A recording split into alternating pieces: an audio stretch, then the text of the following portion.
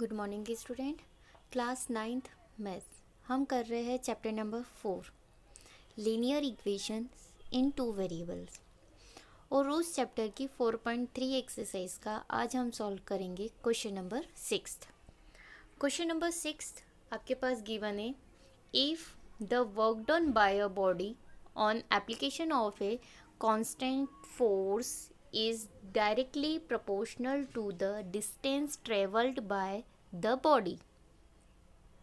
मतलब उन्होंने क्या बोला है कि जो फोर्स है कांस्टेंट फोर्स, मतलब एक जैसा जो फोर्स लग रहा है वो डायरेक्टली क्या है, प्रोपोर्शनल है। मतलब फोर्स किसके प्रोपोर्शनल है, डिस्टेंस के।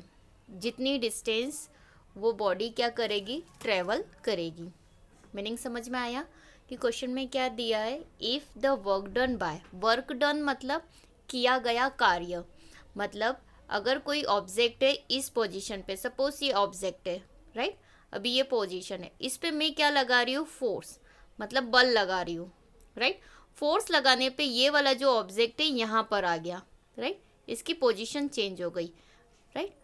तो ये जो फोर्स है वो डायरेक्टली प्रोपोर्शनल होगा डिस्टेंस के। डिस्टेंस इट मीन्स अभी ये 1 सेंटीमीटर पे यहाँ से सरक कर वो यहाँ आ गया, तो ये इसकी क्या हो गई, डिस्टेंस। मतलब जो फोर्स है वो किसके प्रोपोर्शनल है, डिस्टेंस के प्रोपोर्शनल है।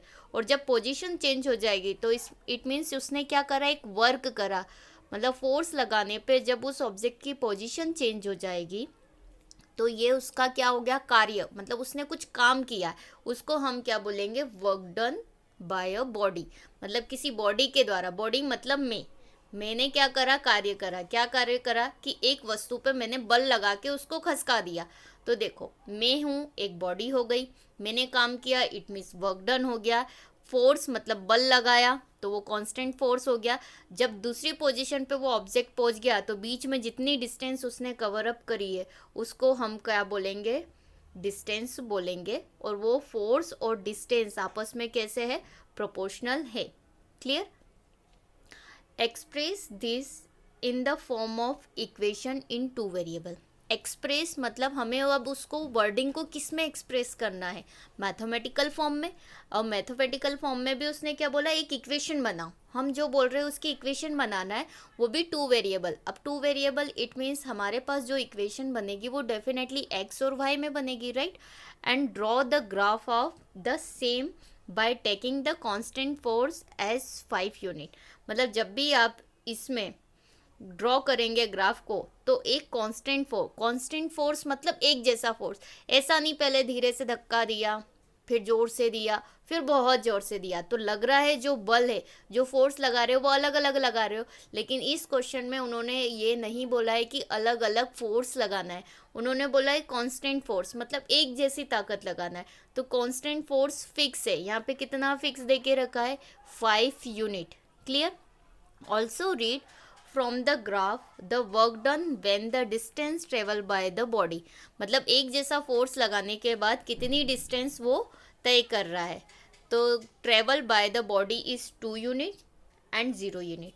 मतलब डिस्टेंस उसने अलग अलग दी है, पहले 2 यूनिट दे दी, बाद में 0, मतलब अलग अलग केस दिए, लेकिन फोर्स फिक्स है। फोर्स दोनों ही केस में हम क्या लेंगे, 5 राइट। तो आइए हम इस सम का सॉल्यूशन करते हैं। तो सॉल्यूशन में हमें फाइनली क्या करना है, ग्राफ बनाना है।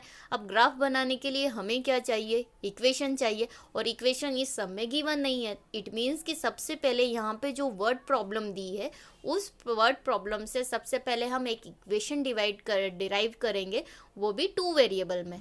Then after draw the graph on graph paper. Clear. Now first of all solution करते वक्त क्वेश्चन में जो भी गिवन है हम सबसे पहले वो लिखेंगे। तो क्वेश्चन में सबसे पहले क्या गिवन है, दिस इज कि फिक्स दे के रखा है constant force as 5 unit. Clear. अब उन्होंने क्या बोला, let the distance travel x. मतलब अगर हम सपोज कर ले, क्योंकि हमें एक डिस्टेंस सपोज करना है और एक वर्क डन किया गया कार्य, तो डिस्टेंस को x ले लो, वर्क डन को y, या फिर आप डिस्टेंस को y ले लो, वर्क डन को x, डजेंट मैटर। मतलब किसी एक को आपको x लेना है, किसी एक को आपको y लेना है। ठीक है। आपने क्या करा, डिस्टेंस जितनी वो तय कर रहा है, डिस्टेंस ट्रेवल मतलब इस पोजीशन से इस पोजीशन की डिस्टेंस को उसने क्या ले लिया, x। और जितना वर्क कर रहा है, किया गया कार्य, इट मीन्स उसको क्या ले लिया, वाई यूनिट। अब मैं यूनिट क्यों ले रही हूँ, आपको पता है डिस्टेंस उसने काई में फिक्स करी है, मीटर में, सेंटीमीटर में, किलोमीटर में, आपको कुछ पता है क्या, नहीं पता है। मतलब यूनिट गिवन है क्या, नहीं गिवन है। एटलीस्ट जब हमारे पास यूनिट गिवन ना हो किसी चीज़ की, कि जो फोर्स लगता है देखे जाए तो न्यूटन में लगता है, तो जब हमारे पास ऑलरेडी यूनिट गिवन ना हो तब उस प्लेस पे हम क्या लिख देंगे, सिर्फ नॉर्मल वर्ड्स में यूनिट, या हिंदी में लिख सकते हैं इकाई। क्लियर। बट हम यहाँ पे हमारे पास मीटर, सेंटीमीटर, किलोग्राम या फिर न्यूटन पर मीटर या फिर कोई न्यूटन कुछ गिवन नहीं है, इसलिए हमने यहाँ पे हर जगह पे क्या लिखा है, यूनिट लिखा है। ठीक है। अब वर्क डन का फॉर्मूला क्या होता है, work done equals to force into distance, right. ये फॉर्मूला होता है, बेसिक फॉर्मूला ये होता है फिजिक्स में, राइट, कि work done equals to force into distance. मतलब वर्क डन, कार्य क्या करा, मैंने फोर्स लगाया और ऑब्जेक्ट एक पोजीशन से दूसरी पोजीशन पे चले गया तो डिस्टेंस तय कर दी, तो टोटल कार्य कितना हो गया, फोर्स लगाने पे तय की गई दूरी, it means distance travel by the object. Clear. तो ये फॉर्मूला हो गया work done equals to force into distance.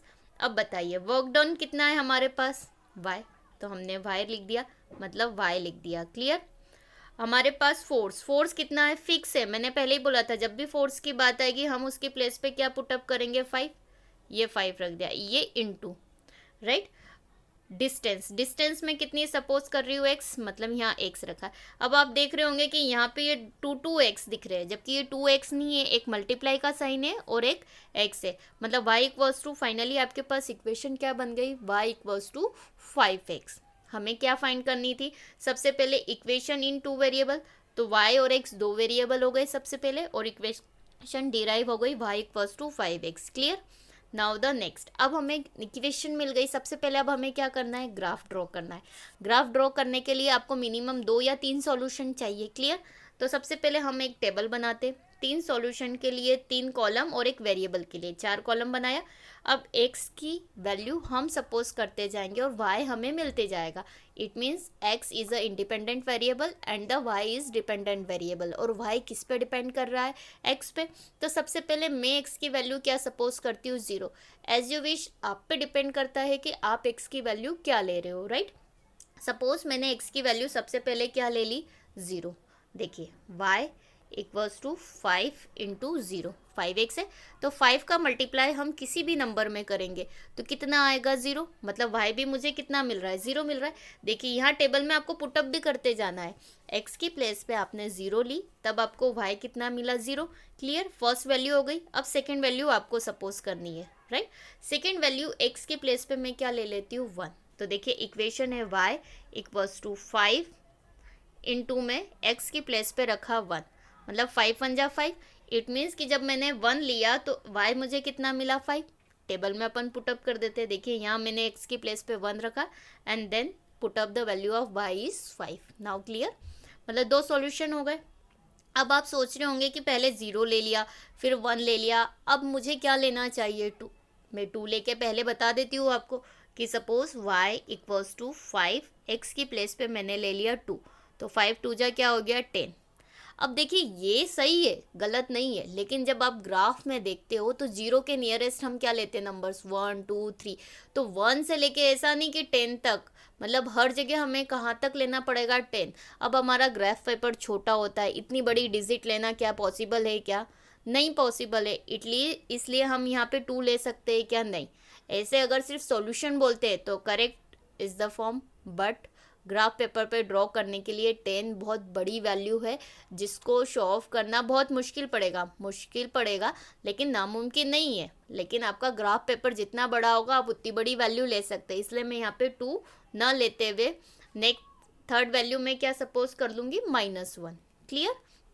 आपके ऊपर डिपेंड करता है। अब देखिए ये लिखा है y 5, x की प्लेस पे मैंने रखा -1। क्लियर। x की प्लेस पे रखा -1, तो 5 1 जा 5, लेकिन काय का आएगा, माइनस का, मतलब जब मैं -1 रखूँगी तो कितना मिलेगा, -5। मतलब बेसिक वैल्यू है 5 -5, आप ग्राफ पेपर पे ड्रॉ कर सकते हैं, लेकिन 10 -10 ड्रॉ नहीं कर सकते। इसलिए देखिए थर्ड वैल्यू हमारे पास सॉल्यूशन क्या आ गया, -1 और -5 वाई की वैल्यू। क्लियर। तो नाउ द ऑर्डर पेयर क्या बना देंगे, 0 0 ये value. Second order pair is 1 5। Now the third order pair is -1 and -5। Clear. मतलब आपके पास इस इक्वेशन के कितने सॉल्यूशन हो गए, 3 सॉल्यूशन हो गए। अब इसको आपको कहाँ ड्रॉ करना है, on the graph paper. Now clear.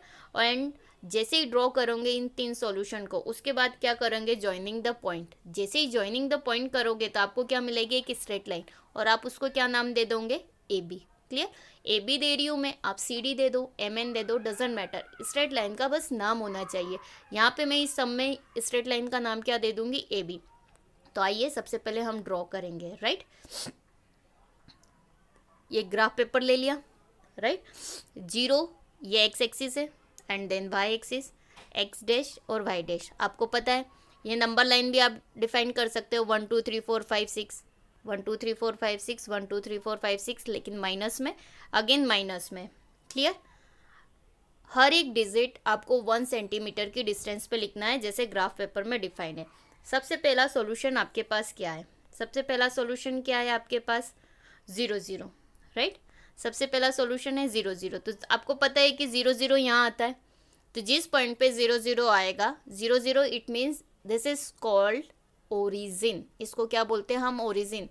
तो ये 0 0 जहाँ पर भी आएगा उस पॉइंट को हम क्या कर देंगे, एज अ हाईलाइट, एक डार्क सर्कल बना देंगे, या उस पॉइंट का एक और राउंड अप सर्कल बना देंगे। राइट। सेकेंड सॉल्यूशन क्या है, 1 एंड 5। 1 और 5 मतलब x की वैल्यू 1 है, एंड देन 5 मतलब ये दोनों है। राइट, तो हमारे पास पॉइंट क्या मिला, ये वाला। तो ये क्या हो जाएगा, 1,5। अब देखिए ग्राफ पेपर में उन्होंने 2 भी ले लिया, 2 पे मेरा आंसर कितना आ रहा था, 10। ये तो देखो शॉर्ट फॉर्म में एज अ स्क्रीन पे दिख रहा है, लेकिन जब आप कॉपी पे ड्रॉ करोगे तो 10 बहुत बड़ी वैल्यू होती है, वहाँ पे आना थोड़ा मुश्किल हो जाएगा। लेकिन अगर आप लेते हो तो देखो ये 2 और 10 भी मैं आपको डिराइव करके बता देती हूँ। थर्ड सॉल्यूशन था हमारे पास -1 और -5। -1 का है यहाँ है, -5 मतलब नीचे की तरफ जाना है, ये आ गया, ये पॉइंट हो गया -1 -5। राइट, अब इन तीनों को मिलाते हुए एक लाइन ज्वाइनिंग करनी है, मतलब एक स्ट्रेट लाइन बन गई, और इस स्ट्रेट लाइन का नाम क्या दे देंगे, A B. Right, A B दे देंगे, मतलब ये ए बी दे दिया, ये ए एंड बी। क्लियर। अब जिस इक्वेशन बन रही है उस इक्वेशन पे हम लाइन पे, स्ट्रेट लाइन पे वो इक्वेशन लिख देते छोटे छोटे राइटिंग में।